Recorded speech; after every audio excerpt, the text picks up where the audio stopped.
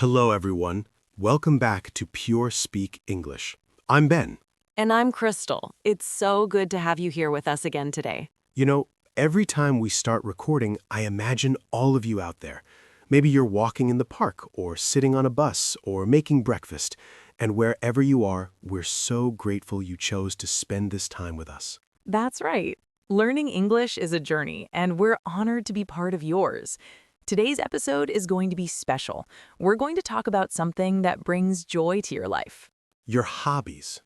Yes, your favorite hobby, the thing you love to do when you have free time, the activity that makes you smile, that helps you relax, that makes you feel like yourself. And by the end of this episode, you'll know exactly how to talk about your hobby in English, clearly, confidently, and naturally. So get comfortable, take a deep breath, and let's dive in together. Ben, I know you have a personal story to share today, something about hobbies, right? I do, and it's actually a little emotional for me. Take your time. We're listening. Thank you. So, when I was a child, I loved drawing. I would sit for hours with my colored pencils, drawing animals, trees, imaginary worlds. It made me so happy. That sounds beautiful. It was. But then life got busy.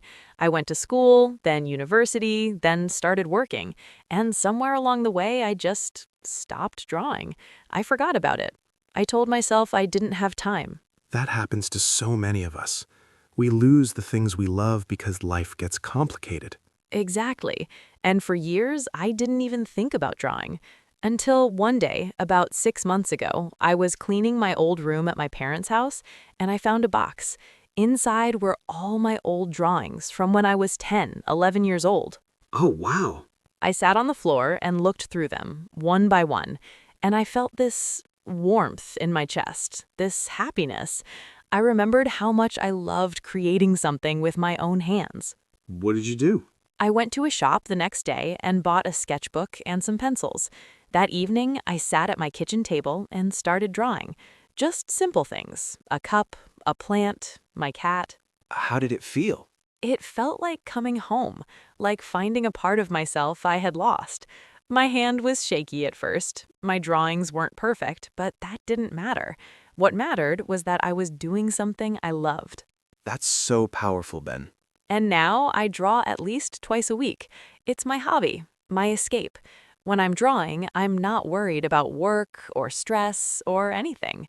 I'm just present. I love that.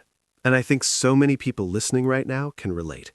Maybe they also have a forgotten hobby, something they used to love but stopped doing. Yes, and if that's you, I want to say this. It's not too late. You can start again, today, right now. Ben, what about you? What's your favorite hobby? Oh, that's easy. Gardening. Gardening. I love that. Tell us more. Well, I didn't always love it. Actually, when I was younger, I thought gardening was boring. I thought it was something only old people did. I think a lot of people feel that way. Right? But a few years ago, I moved into a small apartment with a tiny balcony. It was just a small space, maybe 2 meters by 1 meter, and I thought, what should I do with this space? So you started gardening? Not right away. First, I just put a chair there and tried to enjoy the fresh air, but it felt empty. So one day, I bought a small pot and a basil plant from the market. Just one plant? Just one. I put it on the balcony and watered it every day. And something magical happened. The plant grew. It got bigger, greener, healthier, and I felt so proud. It's amazing how something so small can make us feel that way. It really is. So I bought another plant, then another. And now my little balcony is full of plants. Herbs, flowers, even a small tomato plant. That's wonderful. And every morning, I go out there with my coffee, I check on my plants, I water them, I talk to them, I watch them grow. It's my quiet time, my peaceful moment before the day begins. I think there's something really special about hobbies that connect us to nature, to life. Yes, and gardening taught me something important. It taught me patience, because you can't rush a plant. You can't force it to grow faster. You just have to water it, give it sunlight, and trust the process. That's a beautiful lesson. And it's true for learning English too, isn't it? Absolutely. You can't rush your progress. You just have to show up every day, practice a little, and trust that you're growing, even if you can't see it yet. I love that connection. All right, everyone. Now let's talk about how you can describe your favorite hobby in English. Crystal and I will guide you step by step. First, let's start with the basics. How do you introduce your hobby? You can use simple sentences like, my favorite hobby is reading. I love playing guitar. I enjoy cooking in my free time. Notice the structure. My favorite hobby is, or I love, or I enjoy. These are natural ways to start. Now, the next step is to explain why you love it. This is where you share your feelings. You can say, I love reading because it helps me relax. Playing guitar makes me feel creative. Cooking brings me joy. See? You're not just naming the hobby, you're explaining the emotion behind it. That makes your answer more interesting and personal. Next, you can talk about when you do your hobby. For example, I usually read before bed. I play guitar on weekends. I cook every Sunday afternoon. This gives context. It helps people understand your routine, your lifestyle. Then you can add a little story or detail, something specific. Like, last week I read a book about adventure and I couldn't put it down. I just learned a new song on guitar and it took me 3 days to practice. Yesterday, I cooked pasta for my family and everyone loved it. Details make your story come alive. They help the listener imagine your experience. Finally, you can end with how your hobby makes you feel or what you've learned. For example, reading helps me forget about stress. Playing guitar taught me patience. Cooking makes me feel proud of myself. So let's put it all together. Here's a complete example. Crystal, my favorite hobby is painting. I love it because it helps me express my feelings. I usually paint on Saturday mornings when the house is quiet. Last month, I painted a sunset and it took me 5 hours. Painting taught me that it's okay to make mistakes and just enjoy the process. Perfect. That's clear, natural, and personal. Now, it's your turn. Think about your hobby. Try to create a few sentences using this structure. Don't worry about being perfect. Just practice. Even if you only say it in your head, that's progress. Okay, everyone, it's time for Crystal's vocabulary breakdown. Let's go through some important words and phrases about hobbies. This is always so helpful. Take your time, Crystal. Thank you. Let's start. Word 1. Hobby. This is an activity you do for fun in your free time, not for work, not because you have to, but because you enjoy it. For example, reading is my hobby. What's your hobby? It's something that brings you happiness and relaxation. Word 2. Pastime. This is another word for hobby. It means something you do to pass time, to enjoy yourself. For example, gardening is my favorite pastime. Chess is a popular pastime. It's a little more formal than hobby, but the meaning is the same. Word 3. Interest. This is something you like or care about. It's broader than hobby. For example, I have an interest in photography. Her interests include music and travel. You might be interested in something but not do it regularly. Hobby is something you do often. Word 4. Skill. This is an ability you develop through practice. Many hobbies help you build skills. For example, playing piano requires skill. I'm improving my cooking skills. The more you practice your hobby, the more skilled you become. Word 5. Creative.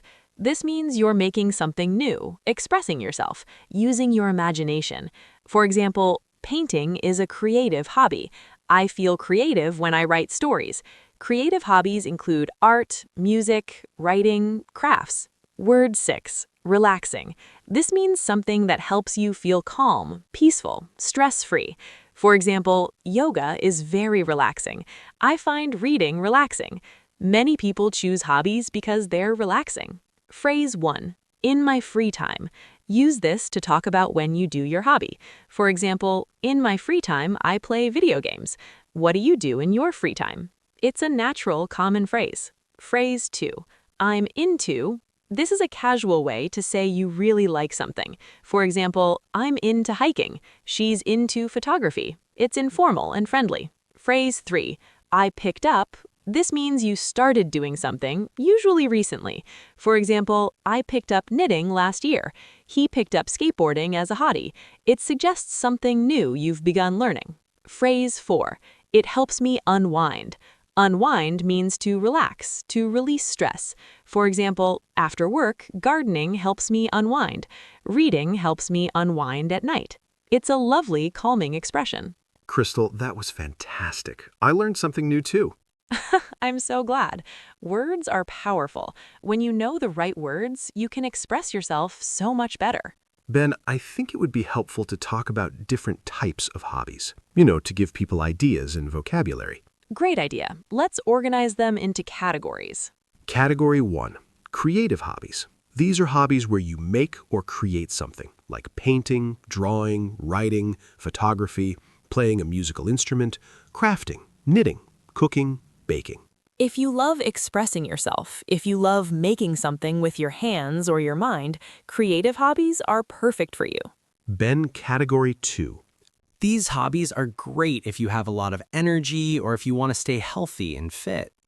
Category 3, relaxing hobbies.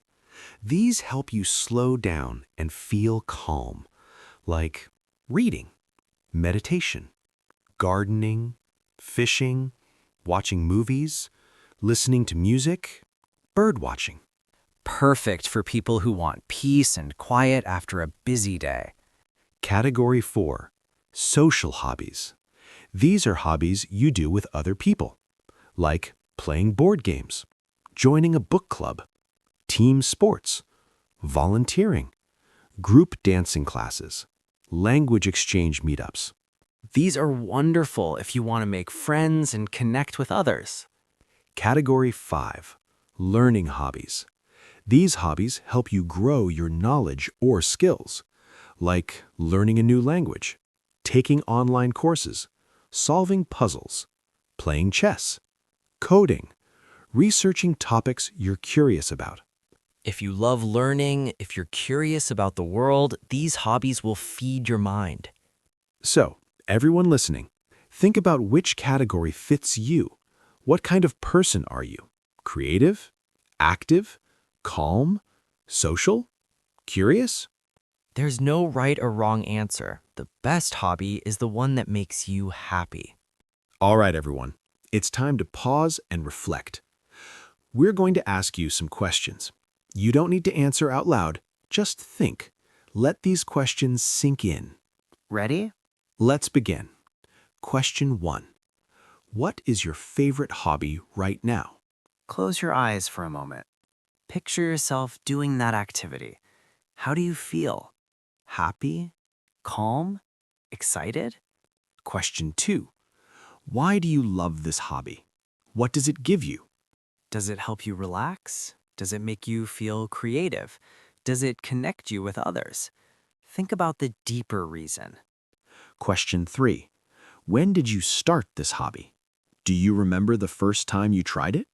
Maybe it was years ago. Maybe it was last month. Every hobby has a beginning. What was yours? Question 4. Is there a hobby you used to love but stopped doing? Maybe you loved painting or playing an instrument or dancing. What happened? Why did you stop? Question 5. If you could try one new hobby tomorrow, what would it be? Don't think about whether you're good at it. Don't worry about money or time. Just imagine.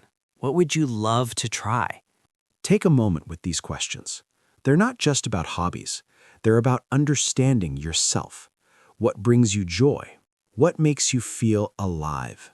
And when you know that, you can live a richer, fuller life. Crystal, I think it would help our listeners to hear some real conversations. How people actually talk about hobbies in English. Absolutely. Let's create a few examples. Conversation 1. Meeting someone new. Imagine you're at a party or a cafe and someone asks you about your hobbies. Here's how it might go. Person A. So, what do you like to do in your free time? You. I love reading, mostly novels and biographies. Person A. Oh, that's nice. What are you reading right now? You. I'm reading a book about a woman who traveled the world. It's really inspiring. Person A. That sounds amazing. I should read more too. See? It's a simple, friendly conversation. You share your hobby, give a little detail, and connect with the other person. Conversation 2. At work. Maybe you're having lunch with a colleague and they ask about your weekend.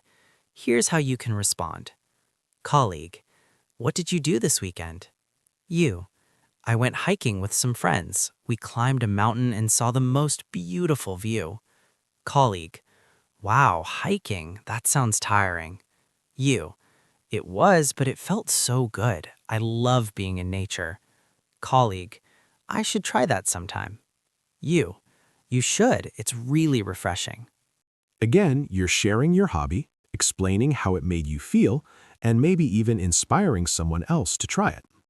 Conversation 3. Making plans. Imagine you want to invite a friend to join you in your hobby. Here's how to do it. You. Hey, I'm going to a pottery class this Saturday. Do you want to come? Friend. Pottery? I've never tried that. You. It's really fun. You get to make something with your hands. Plus, it's very relaxing. Friend. That sounds interesting. What time? You. The class starts at 10 a.m. We can grab coffee after. Friend. Okay, count me in. Perfect. You invited someone, explained why it's fun, and made it sound welcoming. These conversations are not complicated. They're just natural, everyday English. And the more you practice, the easier they become.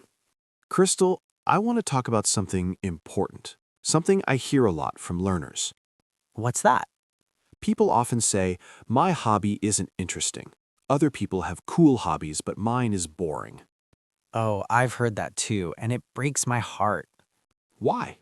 Because there's no such thing as a boring hobby. If something brings you joy, it's interesting, period.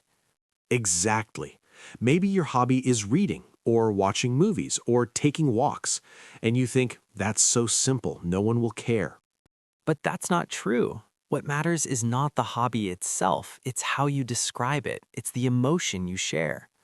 Right. Let me give you an example. Imagine two people who both love reading. Person A says, I like reading. That's it. Nothing more. That's a little flat. Exactly. Now imagine person B says, I love reading. When I open a book, I feel like I'm traveling to another world. Last week, I read a mystery novel and I stayed up till 2 a.m. because I couldn't stop turning the pages. Reading helps me escape from stress and discover new ideas. Wow, that's so much more interesting.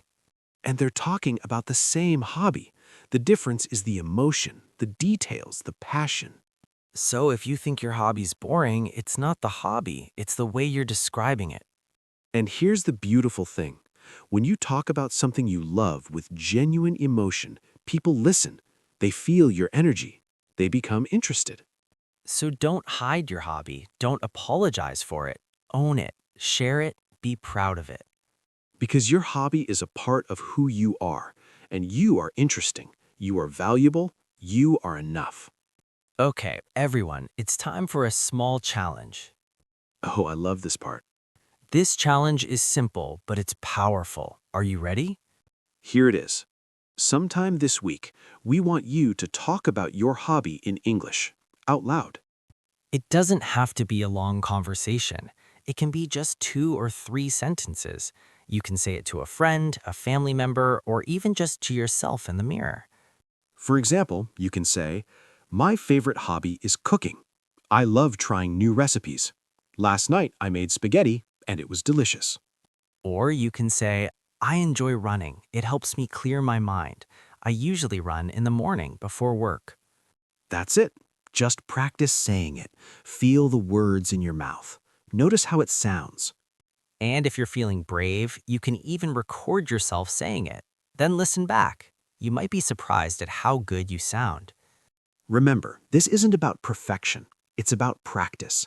It's about using your English in a real, meaningful way. And if you want, share your hobby with us in the comments. We would love to know what you're passionate about. Because when you share, you inspire others. You create connection. And that's what learning is all about. Crystal, before we finish, I want to talk about something deeper. I'm listening. I think hobbies are more than just activities. They're more than just ways to pass time. What do you mean? I think hobbies connect us to ourselves. They remind us who we are, what we love, what makes us feel alive. That's so beautiful. Think about it. When you're doing your hobby, you're not worrying about the past or the future. You're not thinking about your problems. You're just present. You're in the moment. That's so true. When I'm gardening, I'm not thinking about work or stress. I'm just there with my plants, with the soil, with the sunlight. And that's a gift.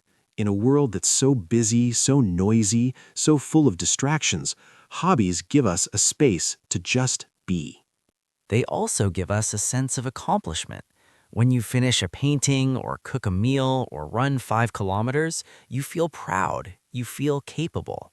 Yes, and that confidence, that sense of I can do this, it spreads to other parts of your life, including learning English. Absolutely. When you see yourself improving in your hobby, you start to believe you can improve in other areas too. So hobbies aren't just fun, they're transformative. They help us grow, heal, and become better versions of ourselves. I love that perspective. And that's why we wanted to dedicate a whole episode to this topic, because hobbies matter. Your joy matters. Your passions matter. We're near the end of today's episode, and I just want to say something from my heart. Go ahead. I just want to say thank you if you're listening right now. Thank you for choosing to spend this time with us. Thank you for trusting us to be part of your learning journey. We don't take that lightly. We know you have so many things you could be doing right now, but you chose to be here, to learn, to grow. And that takes courage. Learning a new language is not easy. There are days when you feel frustrated.